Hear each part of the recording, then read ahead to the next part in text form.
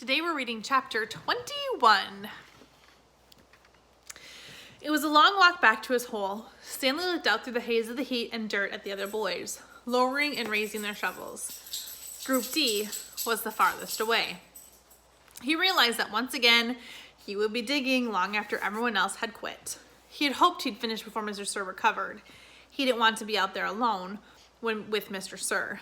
"He won't die," the warden had said. "Unfortunately for you." Walking across the desolate wasteland, Stanley thought about his great-grandfather. Not the stealer, but the pig stealer's son, the one who was robbed by Kiss and Kate Barlow. He had tried to imagine how he must have felt after Kiss and Kate had left him stranded in the desert. It probably wasn't a whole lot different from the way he himself felt now. Kate Barlow had left his great-grandfather to face the hot, barren desert. The warden had left Stanley to face Mr. Sir.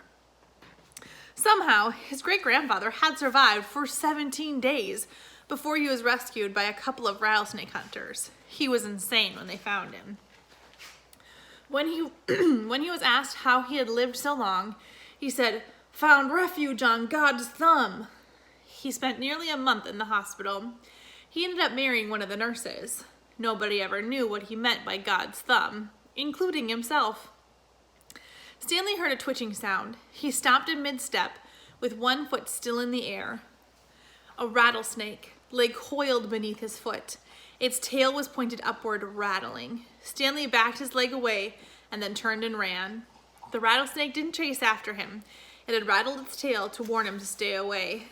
"Thanks for the warning," Stanley whispered as his heart pounded. The rattlesnake would be a lot more dangerous if it didn't have a rattle. "Hey, caveman," called Armpit. "You're still alive." "What'd the warden say?" said X-Ray. "What'd you tell her?" said Magnet. "I told her I stole the seeds," said Stanley. "Good going," said Magnet. "What did she do?" said Zigzag. Stanley shrugged one shoulder. "Nothing. She got mad at Mr. Sir for bothering her."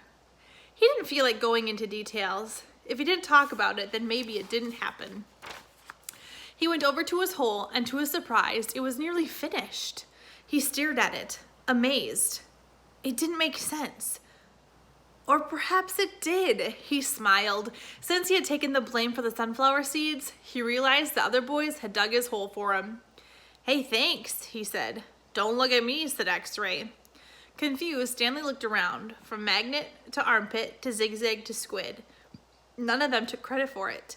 He turned to Zero, who had been quietly digging in his hole since Stanley's return. Zero's hole was smaller than all the others. Chapter 22. Stanley was the first one finished. He spat in his hole, then showered and changed into cleaner sets of clothes. It had been 3 days since the laundry was done, so even his clean set was dirty and smelly. Tomorrow, these would become his work clothes, and his other set would be washed. He could think of no reason why Zero would dig his hole for him. Zero didn't even get any sunflower seeds. "He likes to dig holes," Armpit said. "He's a mole," said Zigzag. "I think he eats dirt." "Moles don't eat dirt," X-Ray pointed out. "Worms eat dirt." "Hey, Zero," Squid had asked. "Are you a mole or a worm?" Zero had said nothing. Stanley never even thanked him. But now he sat on his cot and waited for Zero to return from the shower room.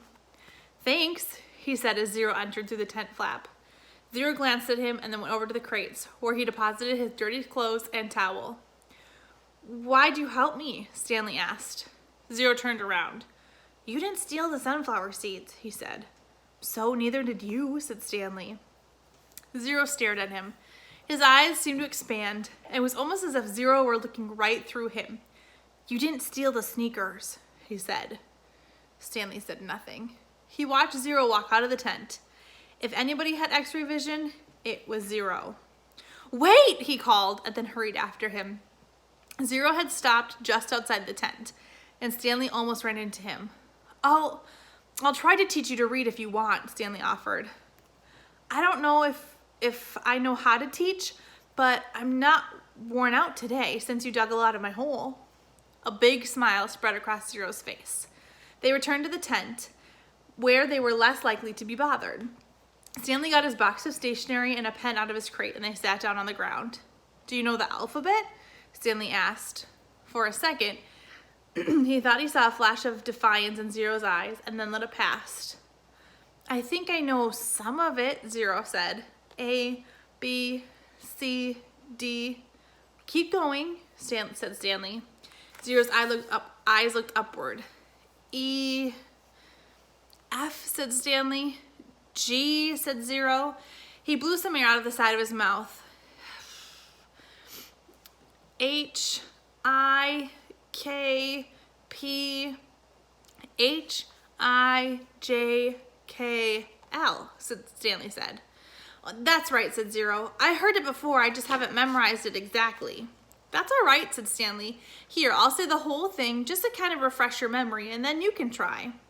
He recited the alphabet for Zero, then Zero repeated it, without a single mistake. Not bad for a kid who'd never seen Sesame Street. Well, I heard it before somewhere, Zero said, trying to act like it was nothing, but his smile gave him away. The next step was harder. Stanley had to try and figure out how to teach him how to recognize each letter. He gave Zero a piece of paper, and he took the piece for himself. I guess we'll start with A. He printed the capital letter A, and then Zero copied it on a sheet of paper. The paper wasn't lined, which made it more difficult, but Zero's A wasn't bad, just a little big. Stanley told him he needed to write smaller or else they'd run out of paper real quick. Zero printed it smaller. Actually, there are 2 ways to write A, each letter, Stanley said, as he realized this was going to be even harder than he thought. That's a capital A, but usually you'll see a small a. You only have capitals at the beginning of a word and only if it starts of a sentence or if it's a proper noun, like a name. Zero nodded as if he understands. But Stanley knew he had made very little sense. He printed a lowercase a, and Zero copied it. So there are 52, said Zero. Stanley didn't know what he was talking about. Instead of 26 letters, there are really 52. Stanley looked at him surprised. I guess that's right. How did you figure that out? He asked. Zero said nothing. Did you add? Zero said nothing. Did you multiply? That's just how many there are, said Zero. Stanley raised and lowered one shoulder. He didn't even know how Zero knew there were 26 in the first place. Did he count them as he recited them? He had Zero write a few more upper and lowercase a's, and then he moved on to the capital B. This was going to take a long time, he realized. You can teach me 10 letters a day, suggested Zero. 5 capitals and 5 smalls. After 5 days, I'll know them all. Except on the last day, I'll have to do 12. 6 capitals and 6 smalls. Again, Stanley stared at him, amazed he was able to figure it all out. Zero must have thought he was staring for a different reason because he said, I'll dig part of your hole every day. I can dig for about a half hour and then you can teach me, or I can dig for an hour and then you can teach me for an hour. Since I'm a faster digger anyway, our holes will get done about the same time and I won't have to wait for you. Okay, said Stanley agreed. As Zero was printing B's, Stanley asked him how he figured out it would take 5 days. Did you multiply? Did you divide? That's just what it is, Zero said. It's good math, Stanley said. I'm not stupid, Zero said. I know everybody thinks I am. I just don't like answering questions. Later that night, as he lay on his cot, Stanley reconsidered the deal he had made with Zero. Getting a break every day would be a relief. But he knew X-Ray wouldn't like it. He wondered if there might be some way that Zero would agree to dig part of X-Ray's hole as well. But then again, why should he? I'm the one teaching Zero. I need a break, so I'll have the energy to teach him. I'm the one who took the blame for the sunflower seeds, and I'm the one that Mr. Sir is mad at. He closed his eyes, and the images of the warden's cabin floated inside his head. Her red fingernails, Mr. Sir writhing on the floor, her flowered makeup kit. He opened his eyes. He suddenly realized where he'd seen that gold tube before. He had seen it in his mother's bathroom. He had seen it again in the warden's cabin. It was half of a lipstick container. KB. Here's a picture. If I can see.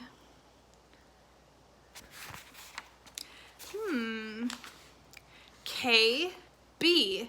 He felt a jolt of astonishment. His mouth silently formed the name Kate Barlow, as he wondered if it could really have belonged to the kissin' outlaw. All right, we'll read one more for today. Chapter 23. 110 years ago, Green Lake was the largest lake in Texas. It was full of clear, cool water, and it sparkled like a giant emerald in the sun. It was especially beautiful in the spring, when the peach trees lined the shore, bloomed with pink and rose-colored blossoms. There was always a town picnic on the 4th of July. They played games, dance, sing, and swim in the lake to keep cool. Prizes were awarded for the best peach pie and peach jam. A special prize was given every year to Miss Catherine Barlow for her famous spiced peaches. No one else had even tried to make spiced peaches because they knew that none could be as delicious as hers. Every summer, Miss Catherine would pick bushels of peaches and preserve them in jars with cinnamon, cloves, nutmeg, and other spices which she kept a secret. The jarred peaches would last all winter. They probably would have lasted longer than that, but they were always eaten by the end of winter. It was said that Green Lake was heaven on earth, and Miss Catherine's spiced peaches were food for the angels. Catherine Barlow was the town's only school teacher. She taught in a one-room schoolhouse. It was old even then.